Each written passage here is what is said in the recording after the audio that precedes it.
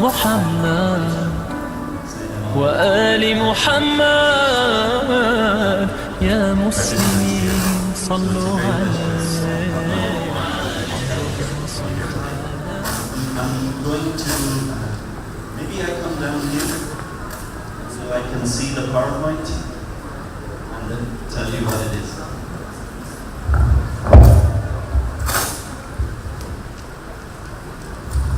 So, yeah, that's better. So I work for UNICEF. UNICEF is the United Nations Children Fund. We have office in Jakarta, Surabaya, Banda Aceh, Makassar, Jayapura, and little office in Manokwari and Ambon. So we have quite a few offices in Indonesia. We work mainly on water, sanitation, health, nutrition, education, social protection, and policy in support of government programs around these areas, all for the children of Indonesia. I'm going to talk about my work, which is mainly on water and sanitation in schools. And this is in a little bit of an overview why this is important to the main theme of the conference, which is about character building in education in Indonesia.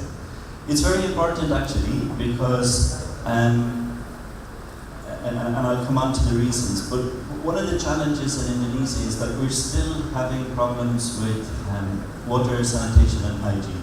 In fact, Indonesia, this is a fact that may not be known by many, but Indonesia still has a lot of challenges in terms of open defecation or BABS. So one of the things that we're trying to do is stop BABS through and supporting the government's program of sanitasi total berbasis masyarakat, so STBM.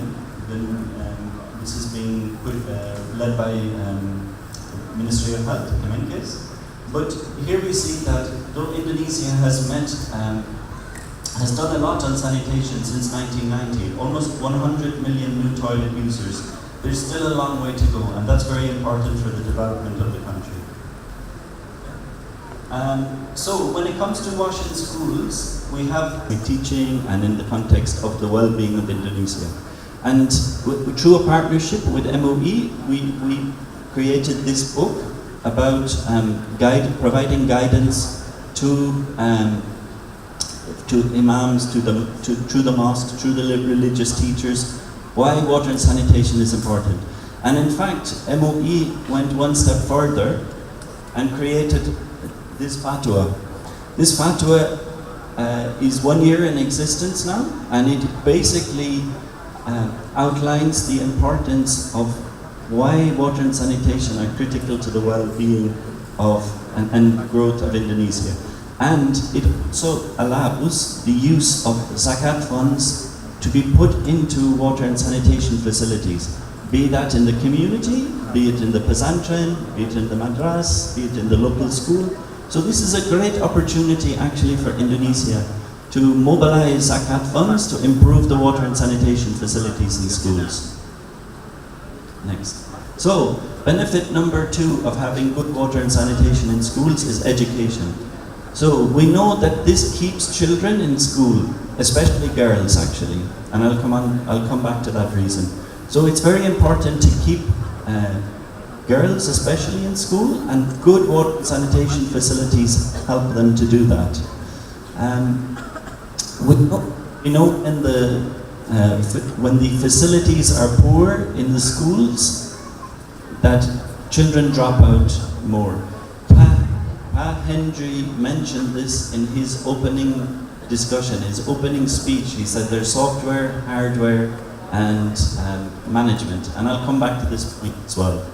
So, I think when we're talking about character of children, is this not a reflection of the respect that we hold children in? It's not a big ask. Any child going to any school should be able to come out of the class, go to a clean, functioning toilet, wash their hands with soap afterwards, and come back to class. So if we as the guardians of the education system, or people who can influence that, make that happen for children, we're respecting the children.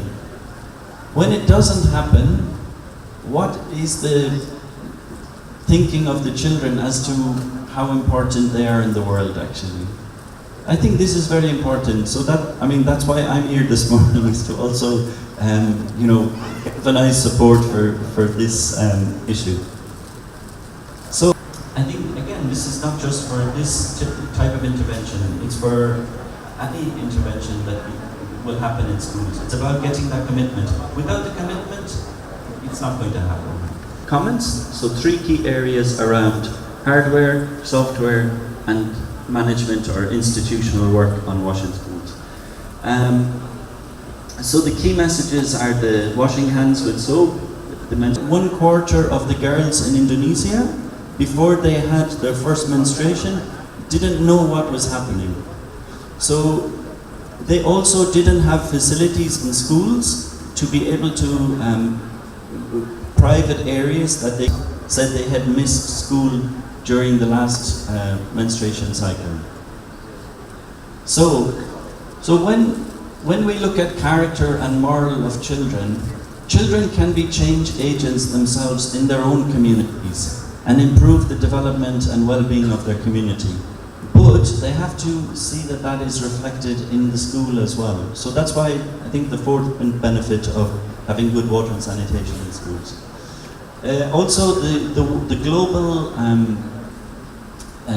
globally, the world is now focusing on 2030 to achieve Sustainable Development Goals. Millennium Development Goals finished last year.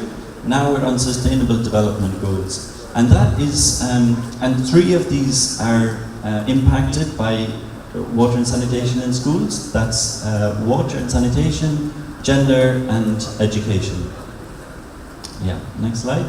So these are the indicators that the globally Indonesia will be reporting about on washing schools and water and sanitation and hygiene in schools. So percentage of primary and secondary schools with basic water services, percentage of schools with basic sanitation and basic hand washing facilities.